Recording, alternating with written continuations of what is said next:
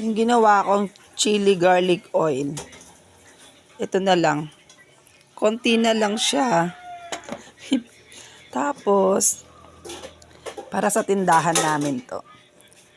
Kaso, hindi na napunta sa tindahan namin. Kasi kami na yung nakakaubos. Ayan no, pwede kasi siyang ulamin.